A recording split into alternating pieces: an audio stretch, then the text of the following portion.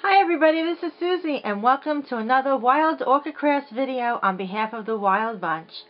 I have another fun project to share with you today. It's very detailed, took me quite some time to make, and you all know how much I love to make heart pillows.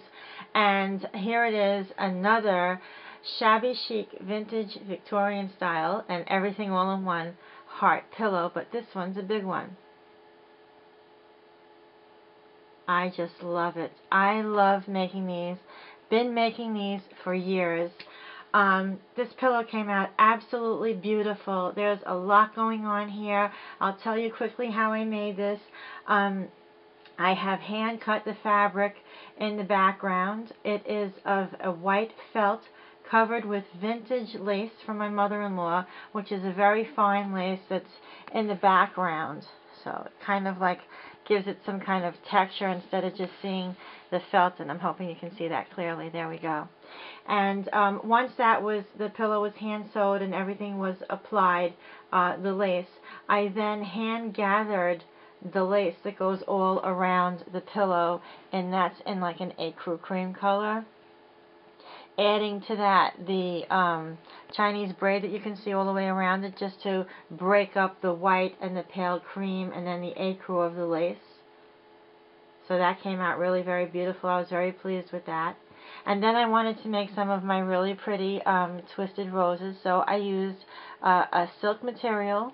It is silk. It's called China silk. I buy it from my fabric store. It's also in a very nice creamy color. I made those two flowers. They both have a pearl inside. The pearl is from crystals. They come in a clear package at Michael's craft store on a strand inside the package. I'm sure you've seen them there. And I adhered the flowers to the pillow, and then I decided to, of course, add the beautiful Wild Orchid Crafts mulberry paper roses in there. So you can see my favorite roses here. The trellis roses are in there, as well as the large wild roses and some other open roses and scattered pink roses and fuchsia pink, baby pink, and another light pink, adding some large shooting pearls that are also from Wild Orchid Crafts, that they're so long and so big that I cut them up and just added them in separately as a spray. And on top of that, I have flatback rhinestones and my regular pearls from my stash and buttons that are added on as well. The items that can be sewn on are sewn on. Anything else may be glued on. I also have the Wild Orchid Crafts flowers on the left side of the heart, cascading all the way down the heart, along with buttons and pearls and rhinestones as well. And you'll see down here at the tip of the heart, there are two little small light pink closed rosebuds, very beautiful, along with a bow that I made and strands of the Wild Orchid Crafts vintage seam binding, along with some lace and pearls from my stash. Just absolutely stunning. I'm just slowly going through this so that you can have another look at it close up, and then I'll go back. I love the way this came out, and the flowers really do accent the entire project. WildOrchidCrafts.com not only has an array of gorgeous mulberry paper roses and flowers and leaves, but also carry other embellishments such as ribbons, vintage seam binding, stick pins, buttons, and metal charms. I want to just show you the reverse side of this because it's hanging on a long piece of seam binding. This can either be hung in a closet or on a wall somewhere. Oops, sorry you saw the mess there. And the flip side of the heart, this also came out very pretty. I could have left the heart this way if I wanted to, but I really wanted to do it up nicely. It has the old lace that's on the back of it, the vintage lace that's very sheer. And you can see the gathered lace that I gathered and sewn onto the heart. And then you'll notice that there's ruffles here. And that's a very, very narrow lace, probably an 1/8 of an inch wide lace. that I had also from my stash that I sewed onto the heart, and it looks so very beautiful. Also, there's that little vintage seam binding bow in the middle, just as a little accent of a touch there.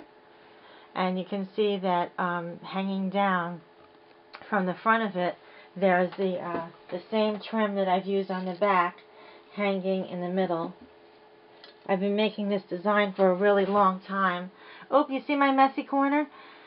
And I've always managed to come through with the same idea, but using different techniques and different flowers and other handmade flowers, other buttons, embellishments to change up the look as well as the color. But many times I like to stick with the colors creams and peaches and beiges and off-whites and ivories to stay in that Victorian / shabby look. I just love it. So yeah, that's really basically it.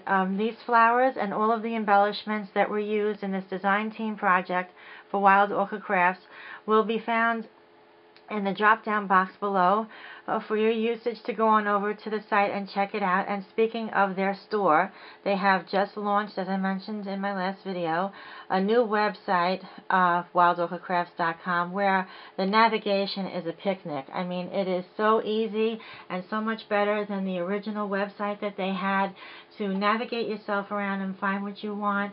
There's different categories with drop down boxes where you can click on that and see pictures and then go directly into the item where you can see prices and descriptions of it and different sizes and so on.